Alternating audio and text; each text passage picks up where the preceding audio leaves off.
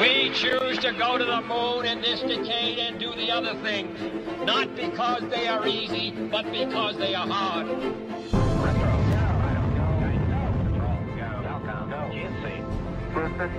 Tranquility Base here. The Eagle has landed.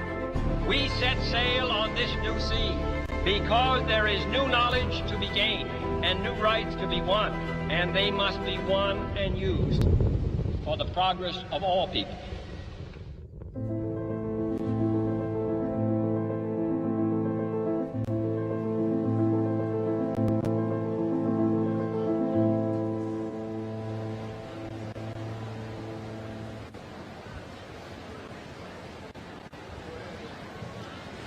Good morning. Welcome to Rice. I'm David Alexander, the Director of the Space Institute here at Rice University. I'm so very honoured to be here sharing this moment together with all of you. Today we remember the iconic speech that President John F. Kennedy gave here at Rice Stadium exactly 60 years ago. A speech that inspired a nation with the audacious vision to land a human on the moon for the first time. The legacy of those words live on to this day. They inspire and challenge a new generation of explorers, they're all sitting over there, to take up the mantle to return to the moon. And from there, cast their vision deeper into space and turn our dreams of humanity's destiny among the stars into reality. Thank you for sharing this celebration with us. Now, we have many special guests with us this morning, and we thank you all for being here. I would like to especially acknowledge those of you in the audience who attended that speech all those years ago. Please stand and be acknowledged wherever you are in the stadium.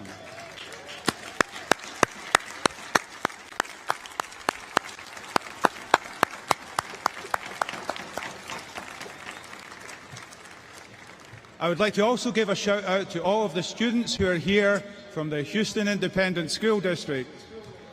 Let me hear you.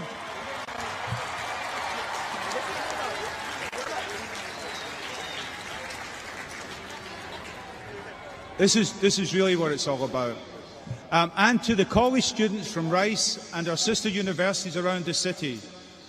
Most of you will be alive 40 years from now when we will be celebrating the 100th anniversary, and who knows, perhaps we will even have a live feed from the women and men living and working on the moon.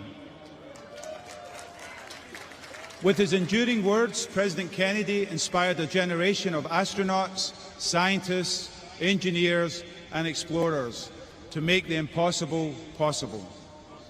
Join me in learning more about the impact of the speech and take a moment to hear from the Director of the John F. Kennedy Library, Alan Price, and NASA Deputy Administrator, Pam Melroy. Thank you.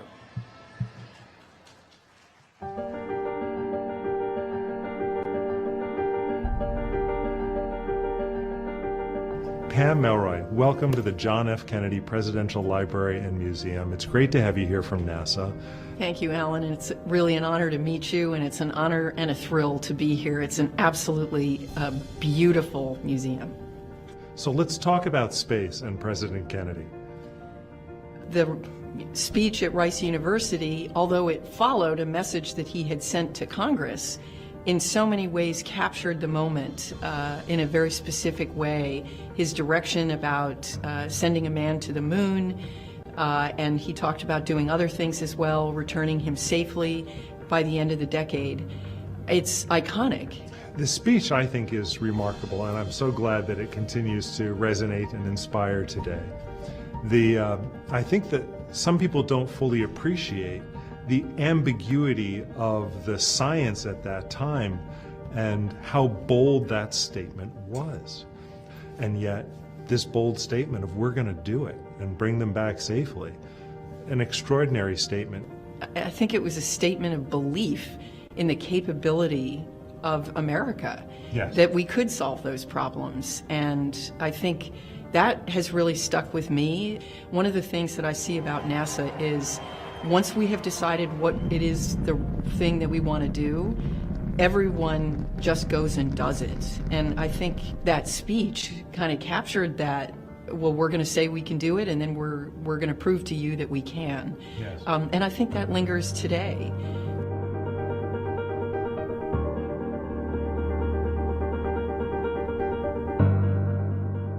I could pick up on another aspect, I think, of President Kennedy's vision for space exploration, though clearly one of the motivators at the time was Cold War and concern that Sputnik had gone ahead of us and who's going to grab the high ground. But he had a vision that space would be an area for international cooperation and collaboration. It is a beacon for peaceful cooperation, and we're seeing that on the International Space Station with our partners from all around the world. It is a place that we can continue to always have conversations with each other and work together towards a common goal, even when things are really tense here on Earth.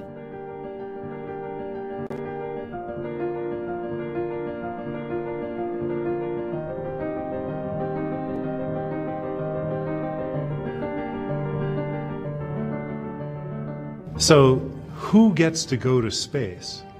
We have realized that what we're doing is so complicated, we really need, for our mission, a diversity of perspectives. And we have decided to weave that into the Artemis program. We've committed, and it will not be hard to do because we have many women and people of color in the office. We have committed on the first landing that there will be the first woman to set foot on the moon as a part of the Artemis program. And we also have committed throughout the Artemis campaign that the first person of color will also land on the moon. That is incredibly important to us. Super exciting. It's about time. It is about time. I couldn't agree more. Congratulations. Thank you.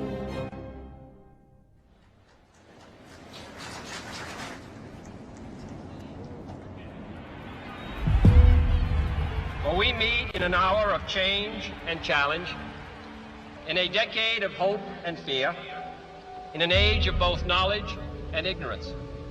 The greater our knowledge increases, the greater our ignorance unfolds. No man can fully grasp how far and how fast we have come.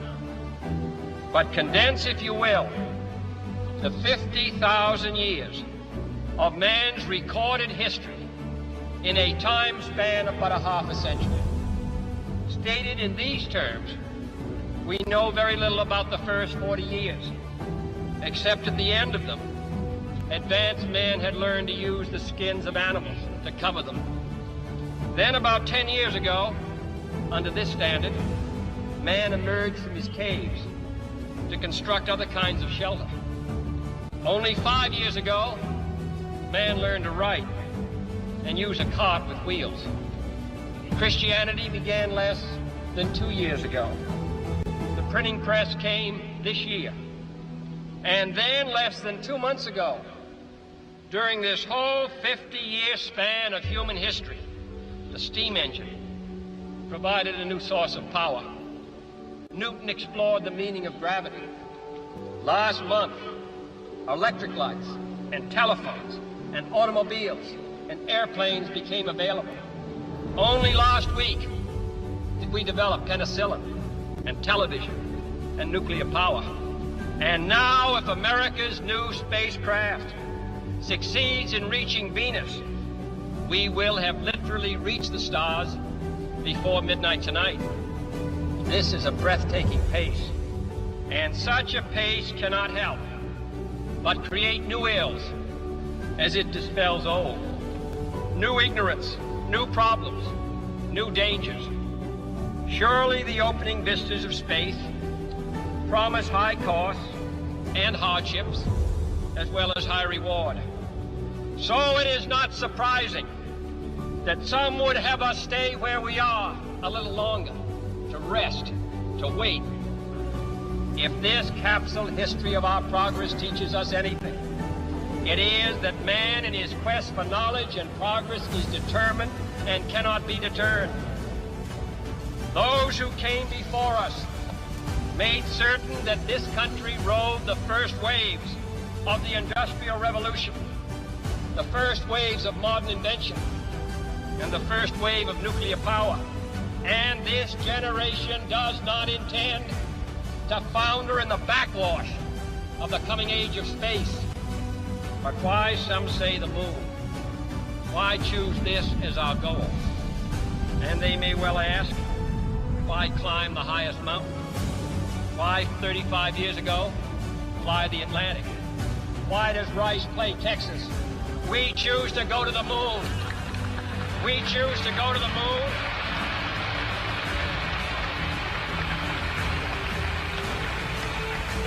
We choose to go to the moon in this decade and do the other things. Not because they are easy, but because they are hard. Because that goal will serve to measure to the best of our energies and skills. Because that challenge is one that we are willing to accept.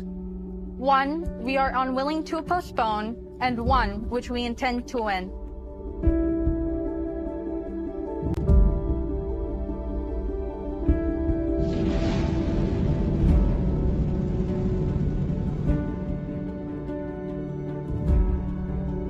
We do not intend to stay behind, and in this decade, we shall make up and move ahead. The growth of our science and education will be enriched by new knowledge of our universe and environment.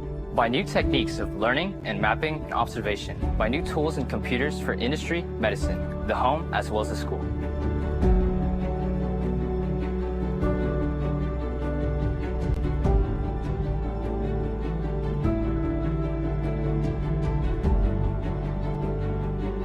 What was once the furthest outpost on the old frontier of the West will now be the furthest outpost on the new frontier of science and space. This is, in some measure, an act of faith and vision, for we do not now know what benefits await us. My fellow Americans, I give you the heroes of the future who will carry us back to the moon and beyond, the Artemis generation.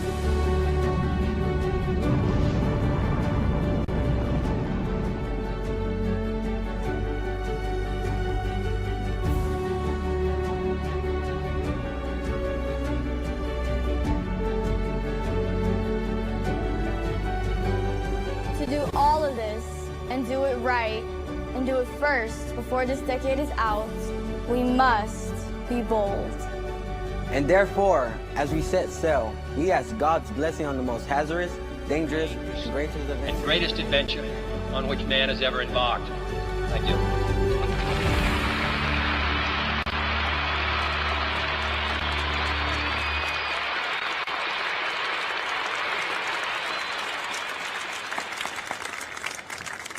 What a fantastic video. I mean, it really doesn't get old, and I hope you have a chance to listen to those words. And I'm looking at you, Houston ISD. I'd like to start today's live programming by welcoming to the stage Professor Reggie DeRoche, the 8th President of Rice University. Reggie.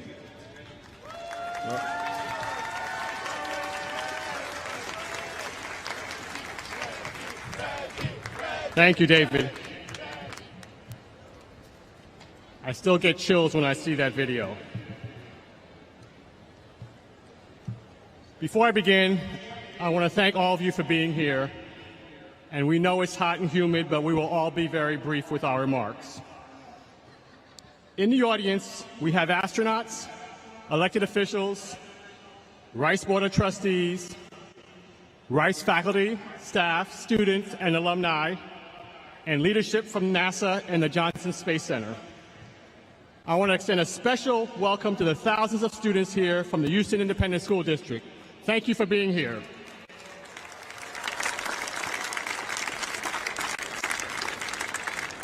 And again, I want to acknowledge all of the Rice alumni here today who were in Rice Stadium 60 years ago. It's amazing that so many of you could join us. We gather here in Rice Stadium to celebrate a challenge and to renew a commitment.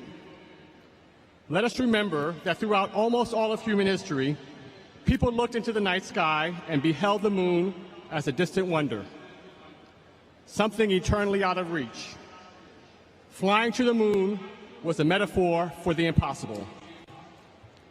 But here in the stadium 60 years ago, President John F. Kennedy boldly proclaimed that his generation would choose to make what seemed impossible a reality. One of Rice's alumni, Bill Broyles, who sat in the stadium on that day, would later put it succinctly when he wrote the screenplay for the movie Apollo 13.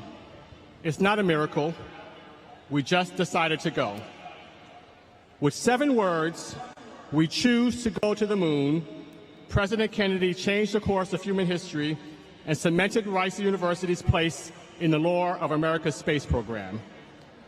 Kennedy had established the goal of landing astronauts on the moon more than a year earlier in a joint session of Congress.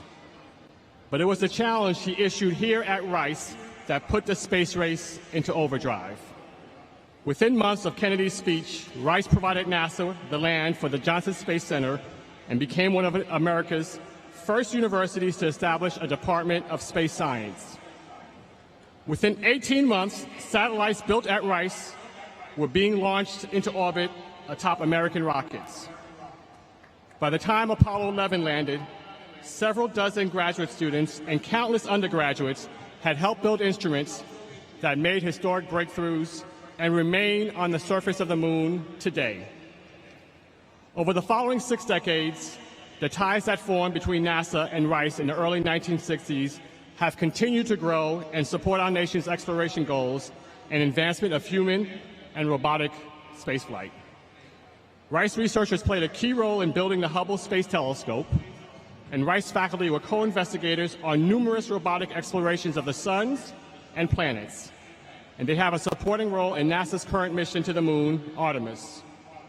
Rice's proud heritage of collaborating with NASA since the space agency's founding is evident all over our beautiful campus. Outside this very stadium, there is a moon tree donated to Rice by Rosemary Russa, who's in the stadium with us today. She's the daughter of Apollo 14 astronaut Stuart Russa. Rice is privileged to be a partner in pursuits related to space exploration and to be part of an historic collaboration with NASA that supports some of the world's most important research and educational outreach. Simply put, we are partners in the pursuit of knowledge. Such knowledge, in the words of John F. Kennedy, must be won and used for the progress of all people. Now a new generation chooses to go to the moon, and once again, Rice proudly takes wing with NASA and a nation destined for the stars. And now, I invite Johnson Space Center Director Vanessa Weiss to the podium. Thank you.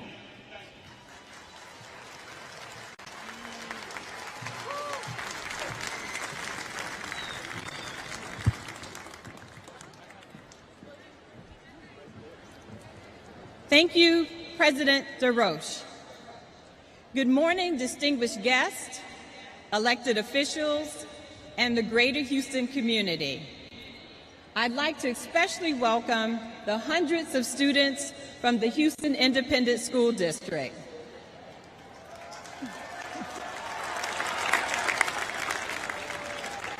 I'd also like to recognize the employees from NASA's Johnson Space Center and from all across the agency. And a special welcome to the NASA Alumni League, our retired NASA workforce. Many were a part of the history that we're celebrating today.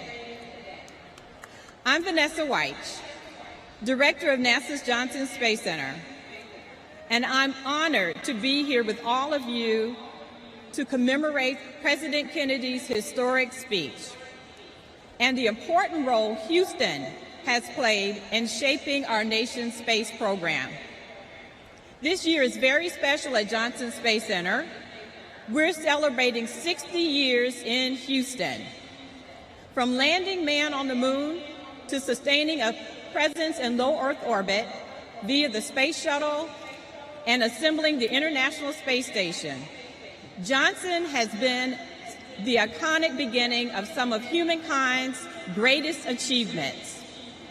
When you dream big, you can achieve what seemed impossible. NASA proved this when it met President Kennedy's challenge to put Americans on the moon within a decade in the 1960s. The Apollo program captured the world's attention and demonstrated the power of America's vision and technology to ignite generations of great achievements, exploration, and scientific discovery. At Johnson, I'm privileged to lead more than 11,000 employees who work each day to dare, unite, and explore, and lead the world in human space exploration. As the home to America's Astronaut Corps, International Space Station, Orion, and Gateway programs, and a host of future space developments, our team plays a pivotal role in enhancing scientific and technological knowledge to benefit all of humankind. NASA's journeys have proved technological breakthroughs push the frontiers of scientific research and expand our understanding of the universe. These accomplishments and those to come share a common genesis: education in science, technology, engineering, and math. And for me, that involves increasing academic partnerships in NASA projects, enhancing high school education, supporting underrepresented communities, strengthening online education, and boosting NASA's contribution to informal education. The intended outcome is a generation prepared to code, calculate, design, and discover its way to a new era of American innovation. We seek to create opportunities for a diverse set of students to contribute to NASA's work in exploration and discover. Recently, I signed Space Act agreements with all of the universities in our local area, including Rice University, to enhance our academic partnerships. With our Artemis Moon to Mars exploration program, NASA will put the first woman and the first person of color on the lunar surface and build a sustainable presence there.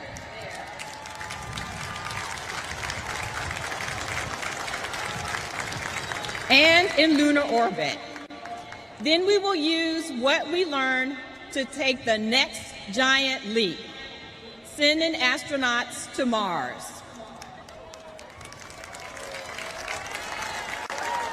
Our goal at Johnson Space Center for the next 60 years is to make Texas a global hub of human exploration, such that any country or entity that desires to work in low Earth orbit, around the moon, on the surface, further in the cosmos, can begin their next giant leap right here in Space City.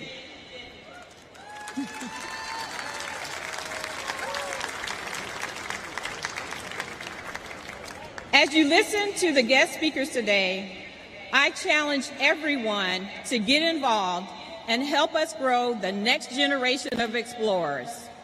Our sons and daughters, nieces and nephews, and neighbors. Together, we will inspire the next generation, the Artemis generation. For the students in the audience, I hope you'll join us as an intern one day.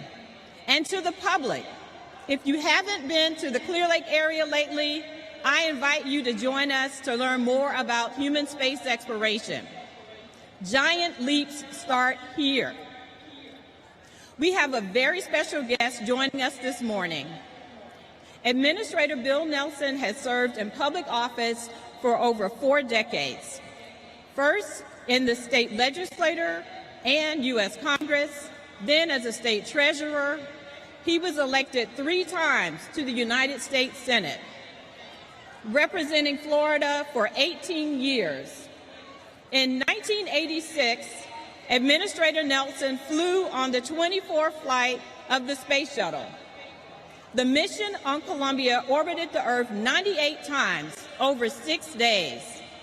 Administrator Nelson conducted 12 medical experiments, including the first American stress test in space and a cancer research experiment sponsored by university researchers. Please join me in giving a big Texas welcome to NASA Administrator Bill Nelson.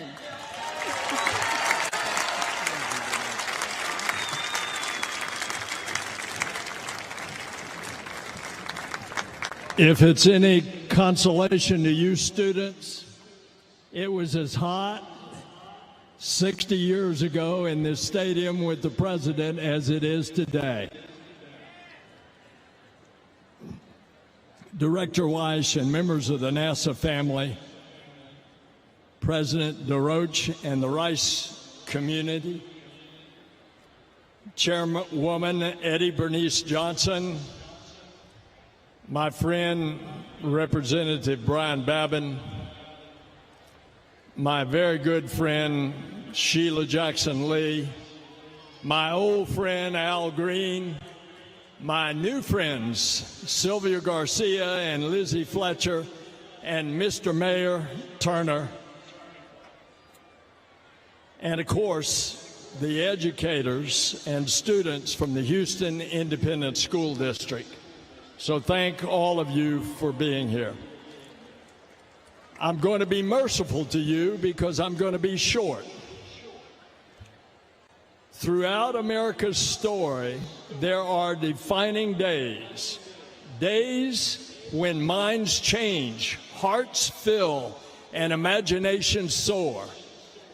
Days when visions transform the trajectory of the American story, which is our story. And one of those days happened 60 years ago.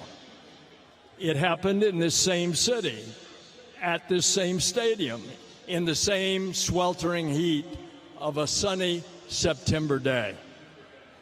And on that day, 60 years ago, 7 famous words that you've heard repeated carried across this stadium and across the country. We choose to go to the moon. President Kennedy knew that vision would be hard, not easy.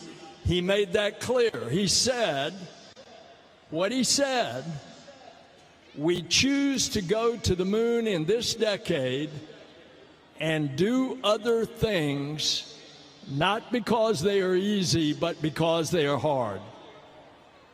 He understood we still had to make major scientific and societal advances, but he also sensed something else: our country's can-do spirit.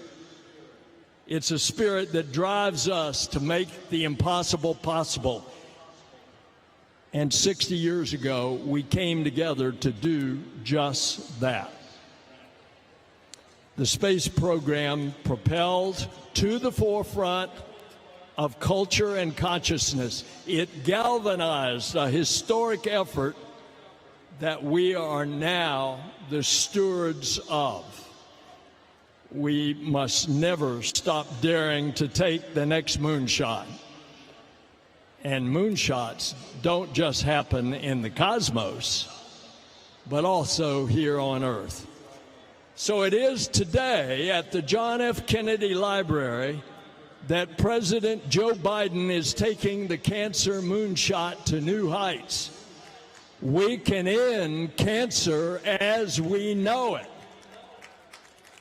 And today in Space City, a new generation, the Artemis generation, stands ready to return humanity to the moon and then to take us further than ever before to Mars.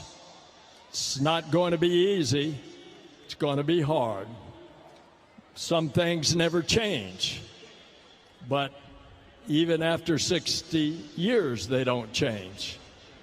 Some nations on our planet do not engage in our mission of goodwill, but we go in peace, as President Kennedy said. And today we have invited other peoples of the earth to join us in this great international adventure. Doing what is hard and achieving what is great, that is what stirs humankind. That's what unites us. With inspiration and innovation, no Herculean effort is too large. No moonshot is beyond our reach. You've seen already the James Webb Space Telescope. It's giving humanity a new view of our universe, and we have never, ever seen that before. And from the new forming of stars to devouring black holes, this telescope is revealing all this and more. And now the Artemis generation is about to leave quite a mark. This generation, all of you, students from all over America, students throughout the world, this generation will choose to go to Mars. And that journey begins right now with humanity's return to the moon. Obviously, we had all hoped that Artemis 1 would already be on the way to the moon. But the NASA team has been working around the clock. Their resolve and perseverance are unrivaled. And I have full faith in this team and the mission. We will launch when we are ready. But mark my words, we are going. And when the final go is given, Artemis 1 will roar to life and soar to the moon.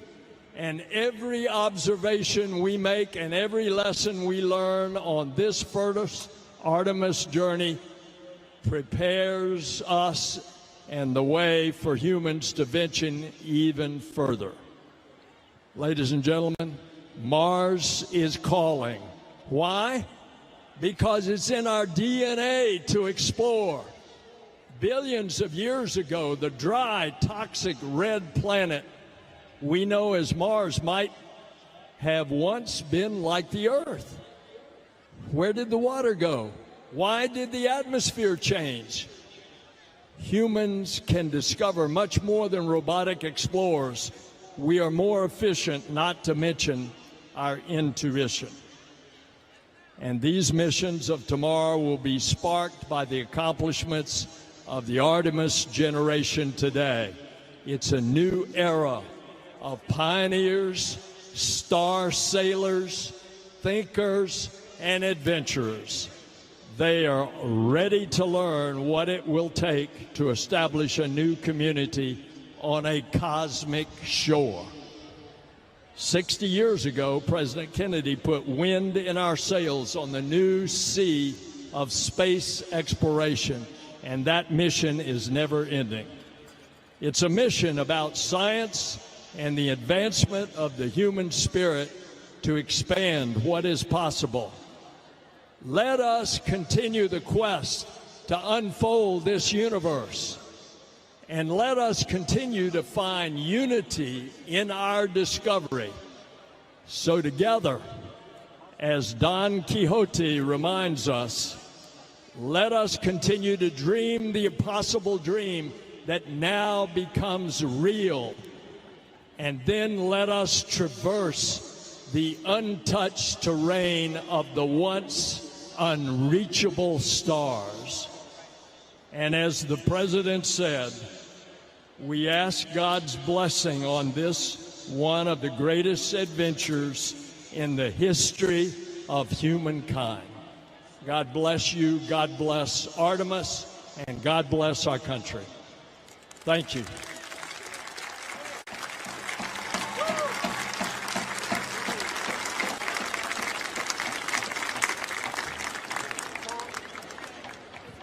Thank you, Administrator Nelson. So now we're lucky here in Texas to have representatives who are supportive of the Artemis program, the future of space exploration, and NASA's many missions.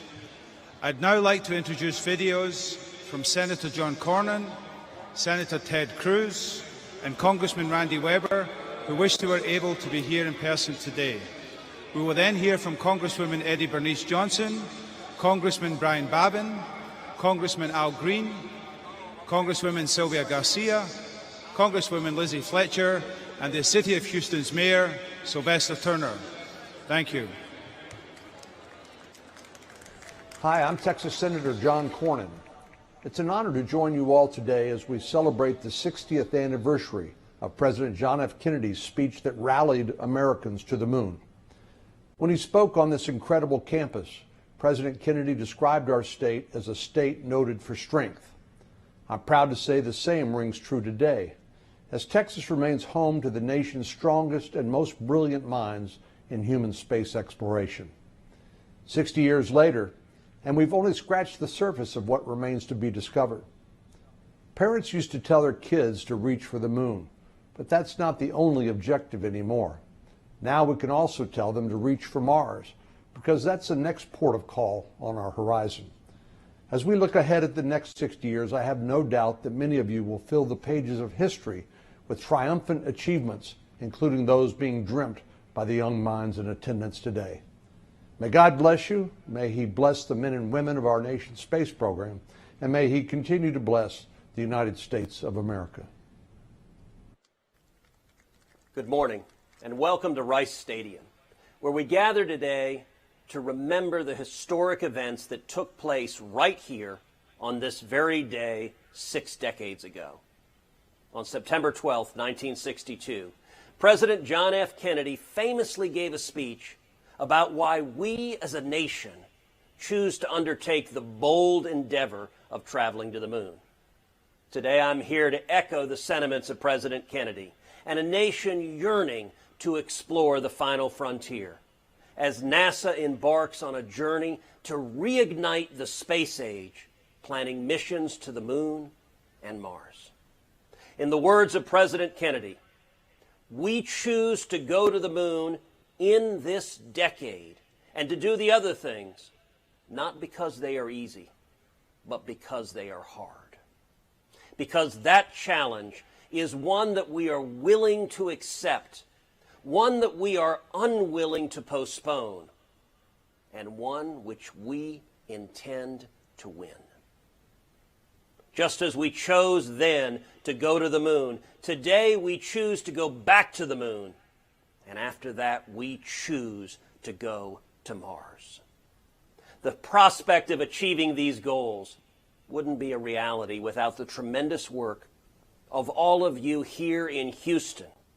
Houston and Texas has been the hub of human spaceflight for the past 60 years and will continue to be for at least 60 to come with the help of the next generation of innovators like the Rice Owls and the HISD students in attendance today. The contributions of hardworking Texans in the space industry and talented young Houstonians like yourselves are just a few of the many reasons I am so proud to serve the Lone Star State. May God continue to bless the United States, and may He bless all of you on the next greatest adventure on which man has ever embarked.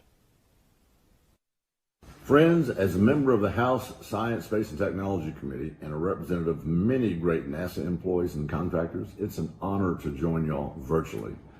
You know, I still remember President JFK delivering his famous speech 60 years ago. I know I'm dating myself here, but this speech was powerful about the challenge to land Americans on the moon. These words still remain true today. We choose to go to the moon, not because it's easy, he declared, but because it's hard. And 60 years later, we have chosen to go to the moon and now on to Mars. What a moment in our nation's history. We will return to the moon. It wasn't easy to get there the first time, but we are ready. NASA has worked tirelessly, and I look forward to all the work they continue to do. There's no higher ground than space, and we have the technology and the experience to get there. If we could get to the moon in the 60s, and we did, we certainly can get there now. At the end of the day, it's just this simple. NASA reminds us to dream and to dream big. And because of them, we have come so far. Thank you to our great NASA. Thank you all. God bless Texas and God bless America. So listen to the poet. Hi, I'm Texas Senator John Cornyn. It's an honor to join you all today as we celebrate the 6th.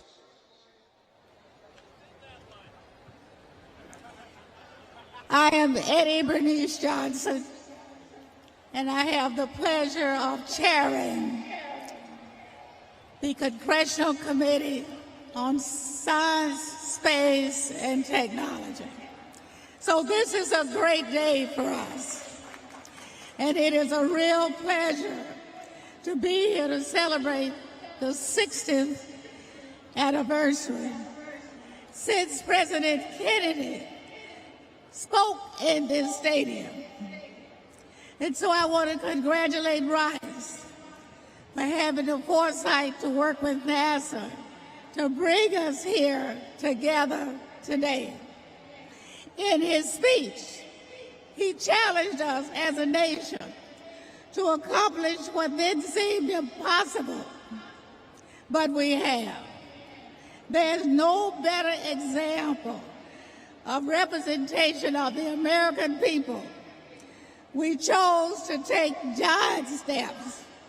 We chose to know the unknown, and we chose to lead into the future. In the years since President Kennedy's speech, we have made great strides in our endeavors in space exploration. Americans now live and work on the International Space Station. Our rovers are exploring the surface of Mars. Our telescopes are peering into the depths of the universe, and so much more. And many people comment all the time about how much it costs.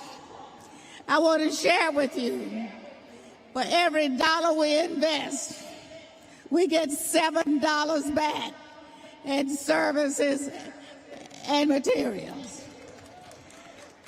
So as I look at this crowd today, I see the faces of rising generations. Nothing in my experience in working with this committee and students is more fascinating than space exploration. So we must encourage our young people to keep that interest. Our work is just really beginning. And soon, thanks to the Arabis program, you will have a chance to experience Americans once again landing on the moon. Except this time, the first woman and the first person of color will be a part that steps on the moon. I hope one day some of you students that's here today will follow in their footsteps.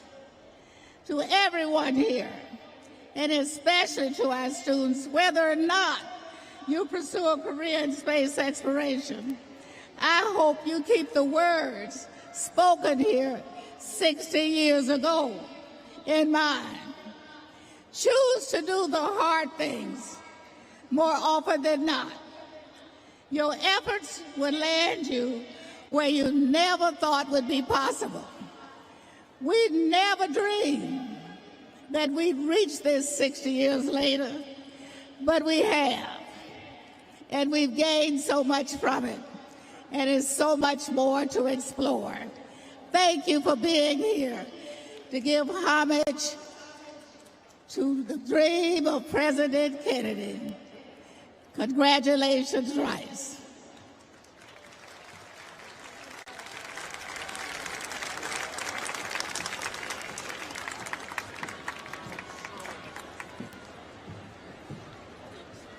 Thank you. I'm Brian Babin. I represent the 36th District, and I have the great honor of representing Johnson Space Center. What an honor to be out here today. Thank you. In May of 1961, from the Speaker's rostrum in the House of Representatives, President Kennedy charged Congress with an ambitious mission to send astronauts to the moon. But to accomplish this extraordinary feat, NASA realized that they would need a new facility to spearhead human space exploration, and folks, Houston answered that call. 1 year later, President Kennedy stood right here in Rice University Stadium to proclaim this city of Houston, this state of Texas, this country of the United States was not built by those who waited and rested and wished to look behind them, Houston was given a mission, the Manned Spacecraft Center. Now NASA's Johnson Space Center in Houston would lead this country's extraordinary efforts in getting Americans to the moon. Kennedy declared, "We choose to go to the moon in this decade and to do other things, not because they are easy, but because they are hard." You've heard this many times today. But because that goal will serve to organize and measure the best of our energies and skills, because that challenge is one that we are willing to accept, one we are unwilling to postpone, and one that we intend to win, and the others too. As you all know, in 1969, America accomplished the goal of landing a man on the moon and returning him safely to Earth, a feat never before achieved by any other country, and we did it 5 more times. From successfully landing 12 pairs of boots on the moon and operating the historic Mission Control Center to managing the Orion spacecraft program and the International Space Station, Johnson Space Center in Houston has contributed critically essential components of the space exploration mission.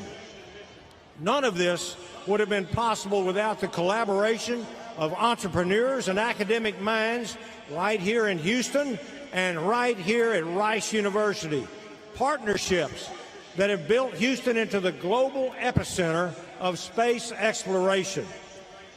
America is today, 60 years after Kennedy's remarkable proclamation, once again on the cusp of launching the most daring exploration program that humanity has ever seen, by sending astronauts back to the moon in pursuit of going even further, where no one has ever gone before. And as Kennedy said in his address to Congress in 1961, now it is time to take longer strides, time for a great new American enterprise, time for this nation to take a clearly leading role in space achievement, which in many ways may hold the key to our future right here on Earth. I'm very, very proud of the work that's being done here, and I look forward to Houston continuing to take this great nation and the world to new, longer strides in human space exploration, to the moon, to Mars, and even beyond. I would like to echo some more words that President Kennedy used to close his speech 60 years ago. He asked, "I ask for God's blessing on the most hazardous, the most dangerous, and the greatest adventure on which man has ever embarked. The mission continues. Thank you, Houston." And now I'd like to introduce my good friend Al Green, who represents Texas' 9th Congressional District. Thank you very much.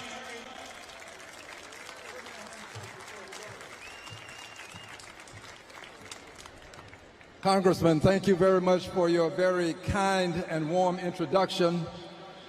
To the students who are here today, are you ready to go back to the moon? Do you believe we can go to Mars? Would you like to go to Mars? Well, first you're going to have to listen to this speech. Friends, President Kennedy had something unique. The French call it je ne sais quoi, something very special. It was that something special that made him very special among the presidents of the United States of America. And when he gave his speech right here at Rice University, he explained to us and engendered within us a can-do, we can do it, and it must be done attitude that permeated the zeitgeist of his time. In his inaugural address, he indicated, "Let us go forth to lead the land we love, asking his blessings and help, but knowing that here on earth, God's work must truly be our own. He was a believer in getting it done by putting our hands on whatever issue was to be done and making sure that we were successful because we are Americans. We do things, we get them done, and we will be the first to do them because we were the first to go to the moon.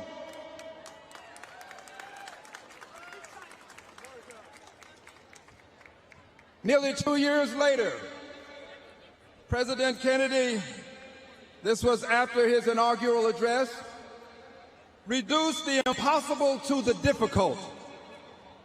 And the difficult he reduced to a matter of choice when he proclaimed that we choose to go to the moon in this decade and do the other things not because they are easy, but because they are hard. But what he said about going to the moon was something that young people across the length and breadth of this country took to heart. Young people decided that they wanted to do the difficult things. They decided to major in math and physics and engineering because they wanted to assure this country that they too believed that we could do the difficult things. These young people did these things because they were hard. And his response, President Kennedy's response to the naysayers and doubting Thomases, was captured when he extolled, by way of exemplar, this city of Houston, Texas, this state, this country of the United States was not built by those who waited and rested and wished to look behind them. Further, he indicated the exploration of space will go ahead whether we join in it or not. No nation which expects to be the leader of other nations can expect to stay behind in the race for space. President Kennedy, the great president, the president who led us into space, led this nation to believe that although the magnificent insular, this island that we know as Earth, is our genesis, our preeminent destiny, my preeminent destiny is the stars. Are you ready to go to the stars? Let's do it. It is our preeminent destiny. God bless you. It is now my preeminent privilege and my superlative pleasure to introduce the Honorable Congresswoman Sylvia Garcia. Give her a big hand, please.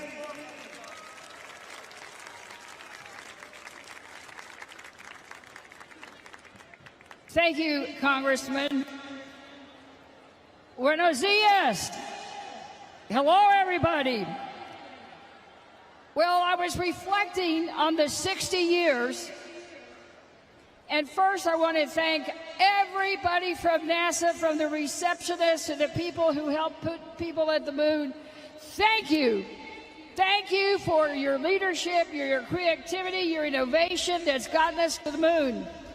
Because the challenge that was made here 60 years ago would be an empty challenge if we did not have the funding, if we did not have the collaboration, if we did not have the partnerships to get it done.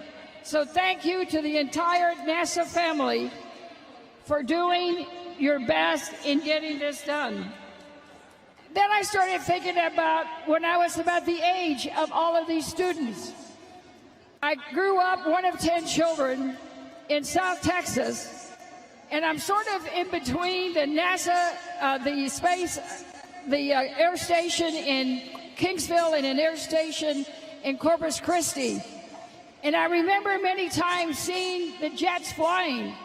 We'd rush out of the house and just watch the planes go by and wonder what it would be like to fly.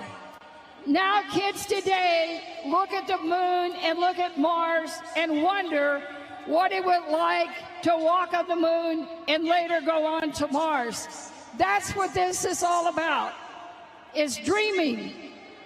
So while we celebrate 60 years, I look forward to the next 60 to make sure that we choose to go to the Mars and more.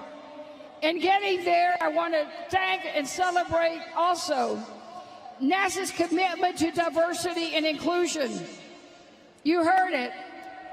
Artemis will have the first woman and the first person of color to walk on the moon. That took a long time to do. We still remember Sally Ride, our first woman. We still remember Dr. Chang Diaz, our first Latino. But we need more, because just like HISD has kids that speak 122 languages, representing all kinds of countries, we want to make sure that the moon and Mars looks like HISD in Houston. So thank you, NASA, for your commitment and for your strength in moving forward.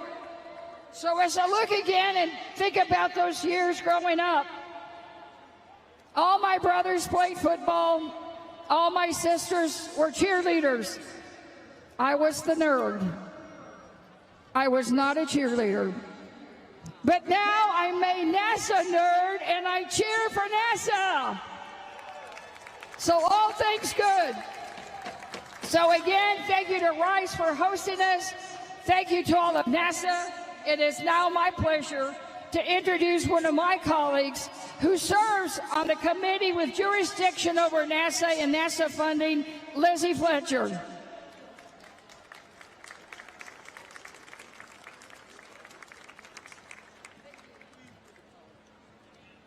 Thank you so much, Congresswoman Garcia. I am so glad to be with all of you today on this historic day where we stand again where President Kennedy stood 60 years ago and addressed the assembled crowd as well as the nation and the world.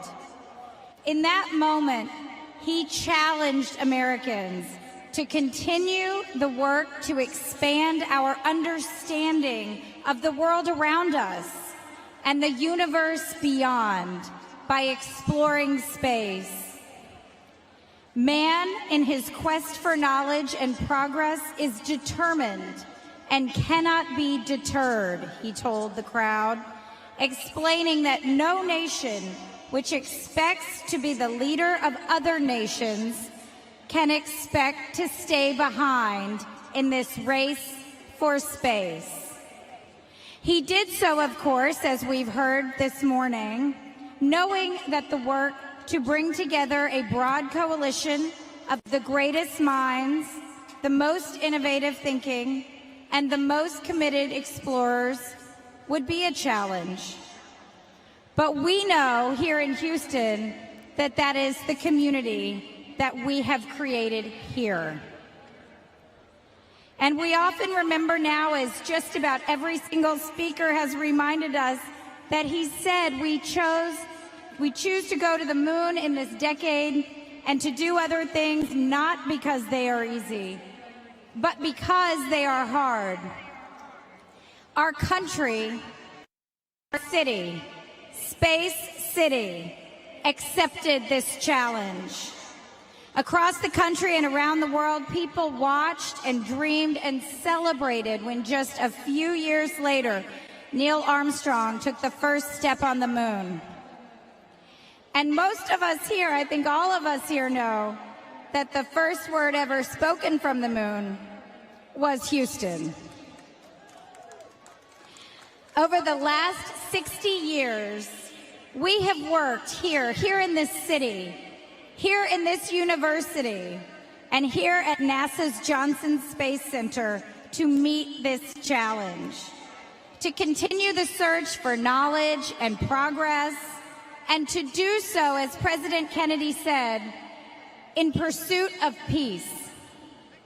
And we see that reflected so beautifully in those who are assembled here today, the students, the NASA alumni, the community members, the people here in this community who have taken that challenge.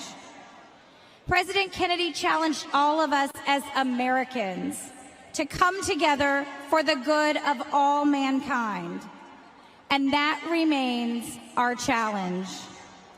And that is the work of those who are here today, Administrator Nelson, Director Weish, President DeRoche, and so many others whose lives and work reflect this vision and this commitment. And so today, I hope that this 60th anniversary commemoration inspires us all to commit ourselves again to this purpose, to this vision that President Kennedy laid out right here 60 years ago, to the challenge of doing the learning and the leading so that together we can make progress for all. And with that, I am so proud to introduce a man who personifies that spirit, Houston Mayor Sylvester Turner.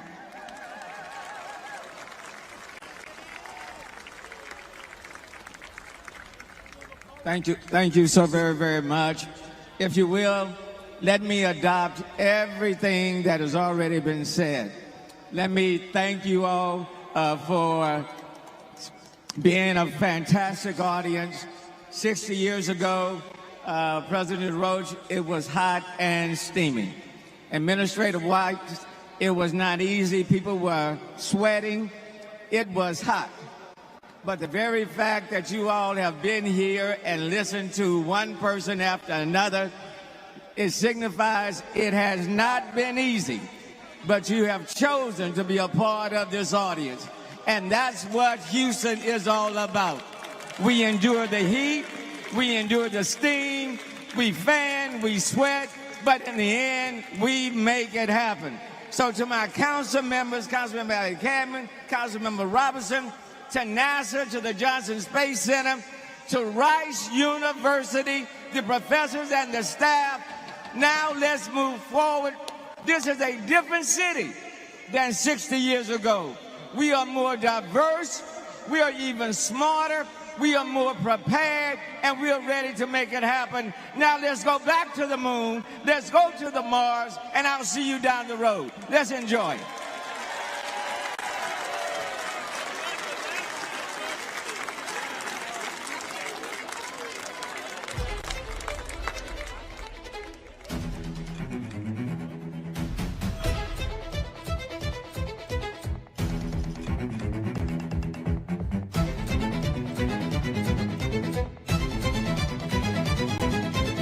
Great British explorer George Mallory, who was to die on Mount Everest, was asked why did he want to climb it. He said because it is there. Well, space is there, and the moon and the planets are there, and new hopes for knowledge and peace are there. And therefore, as we set sail, we ask God's blessing on the most hazardous and dangerous and greatest adventure on which man has ever embarked.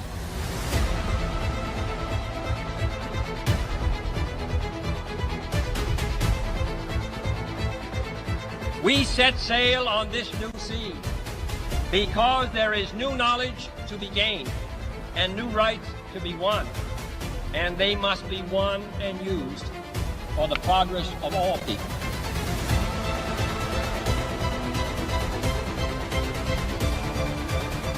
Space and related industries are generating new demand in investment and skilled personnel. The growth of our science and education will be enriched by new knowledge of our universe and environment. To solve these mysteries, to solve them for the good of all men.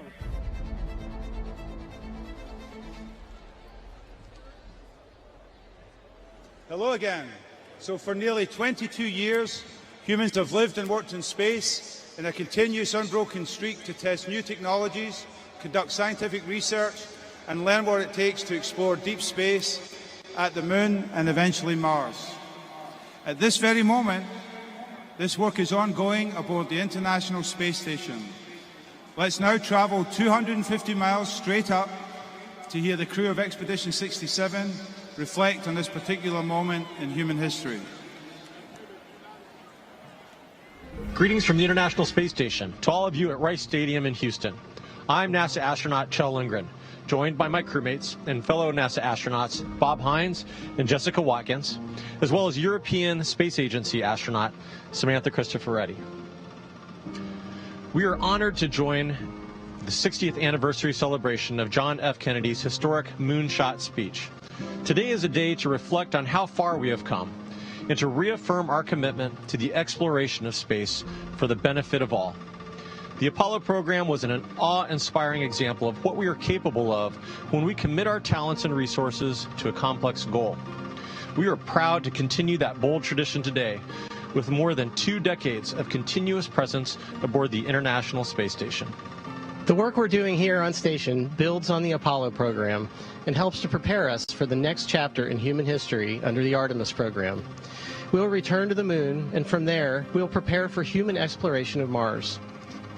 As a testbed for deep space exploration, the station is helping us learn how to keep astronauts healthy during long-duration space travel and demonstrating technologies for human and robotic exploration beyond low Earth orbit. International collaboration is what made the dream of a scientific and commercial orbital laboratory a reality.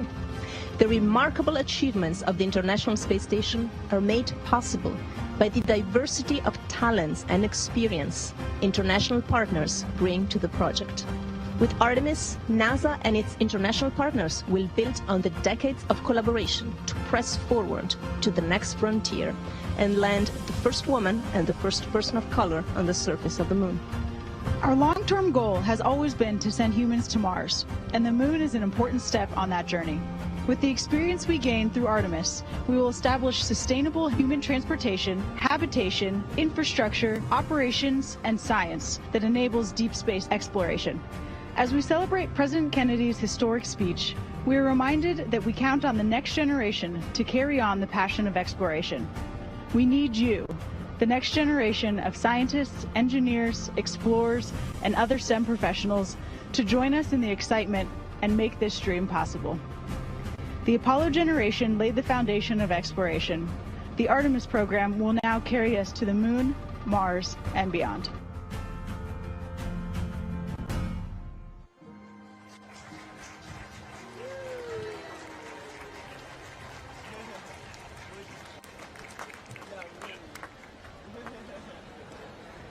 Good morning. At the time of President Kennedy's speech, I was a cadet at the French Air Force Academy. Like many other young people on the planet, I understood that a new era of space exploration had begun. I understood that fantastic doors were quickly opening over our heads, and I realized that our dreams would impose efforts and sacrifices, and occasionally losses. One phrase in President Kennedy's speech remained in my mind and helped sometimes. If this capsuled history of our progress teaches us anything, it is that man, in his quest for knowledge and progress, is determined and cannot be deterred. Thanks to President Bush to space exploration, each of us in the job got his or her inspirational lesson. I was not alive when President Kennedy made his speech here in this stadium, but I was a 4-year-old living in Houston when we first walked on the moon. I remember being in my backyard with my parents and my older sister looking up at the moon that was rising over the roof of our house. I remember my parents saying something to the effect of, "We have people there." It was then that I decided I wanted to be an astronaut. The part of President Kennedy's speech that always resonated with me is that iconic line about doing things because they're hard. But then it's the next phrase. He said, because that goal will serve to organize and measure the best of our energies and our skills. It was certainly true then, and it is still true now. Big, difficult challenges demand the best of our energies and our skills and our humanity. The future of humanity through space exploration depends on the strong acceptance of ethical values that should already drive our civilization. All of us, space travelers, can witness that the more we climb, the more we forget about the struggles on Earth, and the more we feel the fragile soul of our beautiful home planet. The full beauty of the Earth appears with distance, and we can appreciate thanks to the amazing discoveries of the Hubble and James Webb telescopes. Jean-Luc, you are right about the beauty of the Earth. Looking down from the space station, one has a unique vantage point to take in the wonders of our planet. The continents, the oceans, the clouds. You can see that we are all one together on our precious and, yes, our fragile Earth. Turning one's gaze to the stars, you can feel the enormity of the universe. You know that we need to continue to explore, and we need to continue it in peace and harmony together. Let's us all preserve the beauty of our planet and get ready to pursue on the same ship the fantastic odyssey of space exploration. And we are doing that right now on a launch pad at the Kennedy Space Center is our first Artemis rocket. Very soon, we'll be launching once more towards the moon. NASA is working with our commercial partners and international partners to establish the first long-term presence at the moon. Jointly, we will venture out into our solar system to explore and see and understand. We will do it together for the benefit of all humankind. Space is a peaceful place where international cooperation is a success. And this is a kind of a joke. Just ask politicians why spaceships, such as their atmospheric colleagues, don't drop a flight plan before flying over so many foreign countries, sometimes not so friendly. Thanks, America, for your international cooperation initiative. And thank you. And thanks to all our international partners who are with us on this journey. And now it is my honor to introduce our NASA Associate Administrator, Bob Cabana.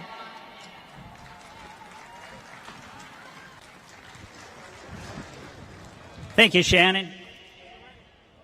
All right, we are going. Now, as JFK declared 60 years ago, we are choosing to go. And we're going together. We're going because of our unified goal and the strength that comes from our diversity. The impact of Apollo and the achievement of bold exploration goals has rippled out in ways that would be impossible to precisely measure. We not only went to the moon, but we are now looking at stars formed in the earliest parts of our universe. We're flying helicopters on Mars, and we're using advancements in technology and science to understand our own home planet, Earth. NASA has also changed. We've moved forward. We're more inclusive. We're more diverse. We have a whole generation. A few thousand of those are here with us today, and they were really smart. They moved up under the shade. Anyway, they're with us today, including our next and final speaker, the talented and accomplished Houston Youth Poet Laureate, Avian Hogans. Now, anyone that is 21 years old or younger, for their entire life, people have been living and working aboard the International Space Station. For them, humanity as a spacefaring species is just a part of what we do. I had the extreme good fortune to fly 4 space shuttle missions as a NASA astronaut, and I often get asked which one was my favorite. And it's easy. It was my last one, the first assembly mission of the International Space Station. And one of my crewmates, Rice alum, Dr. Jim Newman, is here in the audience today. Since November 2nd of 2000, humans have been continually living and working in space. That's significant. It impacts the way we see the world. It's why I always encourage people to get out, look up, watch it fly overhead. Now, if you missed it at 5:30 this morning, I doubt most of you were out then, weather permitting, there's another 4-minute opportunity at 8:30 this evening as it comes over Houston.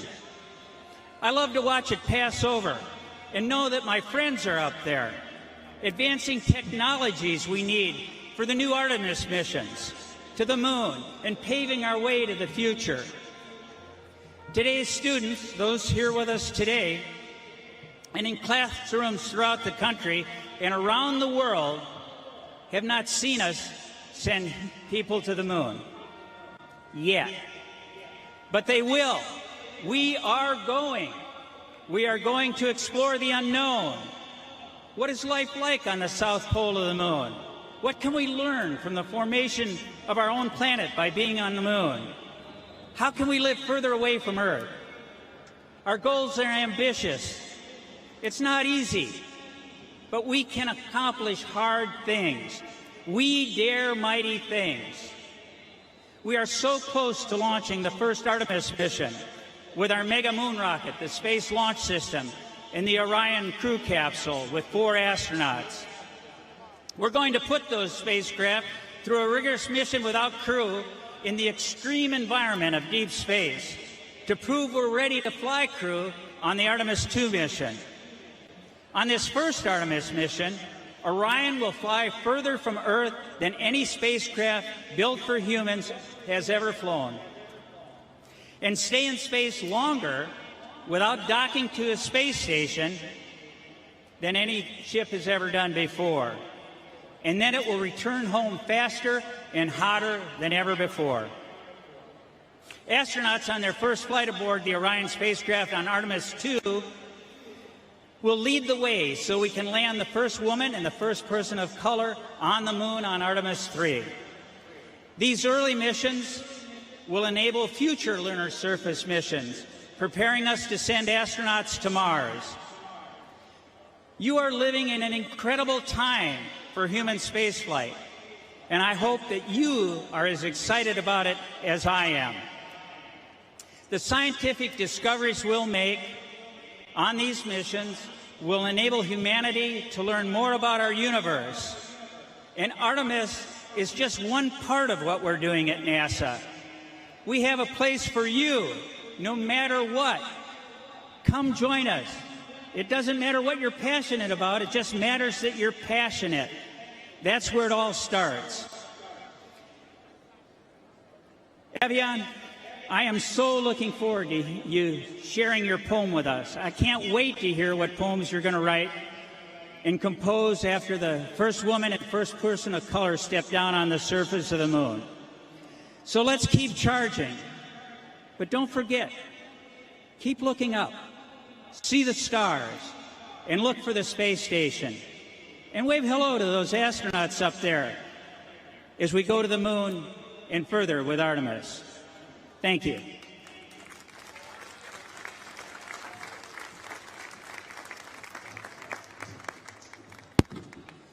Well, thank you. I want to thank all of our speakers today. The message is loud and clear. We are going to the moon. So let us continue to encourage our present and future generation of explorers. We know that your curiosity and passion will help us to achieve the next step in space exploration, giving life and continuing the legacy of President Kennedy's word. I know of no better way to close this program than from a member of this, the Artemis generation. It gives me great pleasure to introduce Avalon Hoggins, Houston's Youth Poet Laureate, and our proud Rice University freshman, who will give a special rendition of her poem, The Skyline of Mine. Avalon.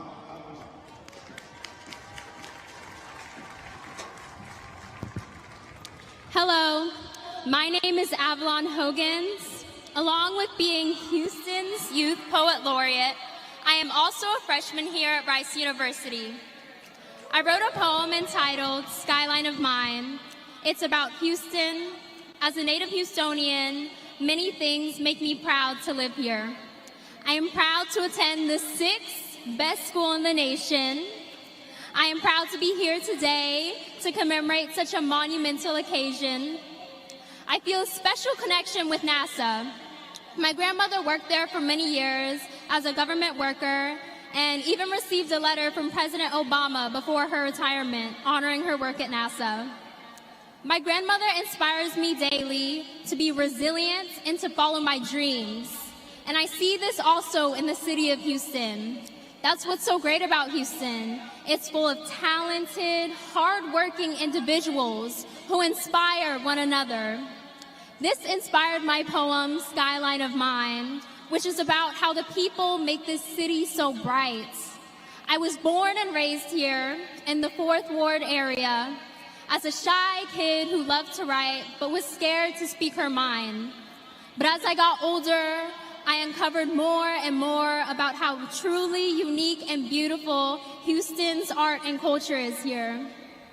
It has been impossible to deny my own aspirations. Houston is full of creation and innovation, from the museum district to the med center to our own neighborhoods and the stadium we're in right now. I feel so proud to grown up to be a Houston artist. I hope one day I can inspire others to shine and reach for their own stars too. Skyline of Mine. My heart beats along to the foot traffic of downtown. Sidewalk sky meets my potential. Skyscrapers point me to my limitless limits. I hold my head high because I'm H-Town bound. Our culture, so influential, paints such a beautiful and diverse image.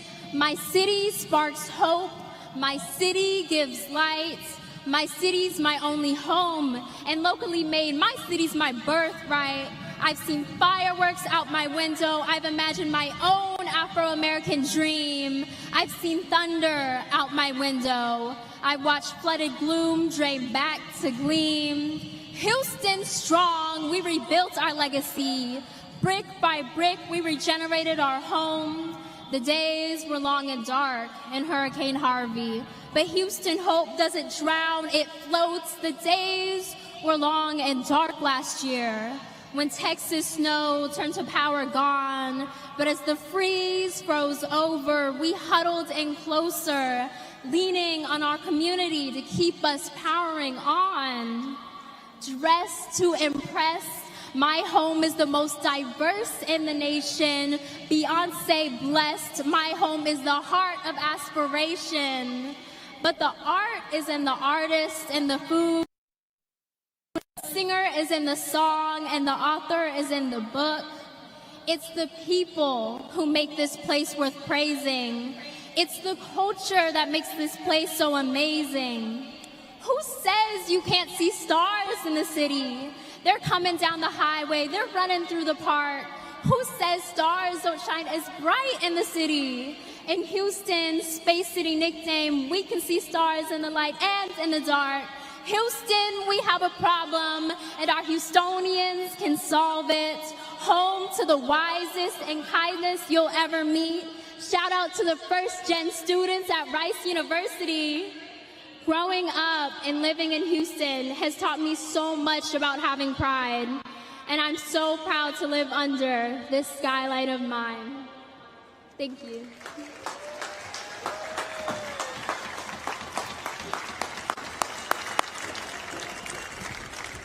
I actually didn't think it was possible to get goosebumps away from one of the ideals and visions for Houston.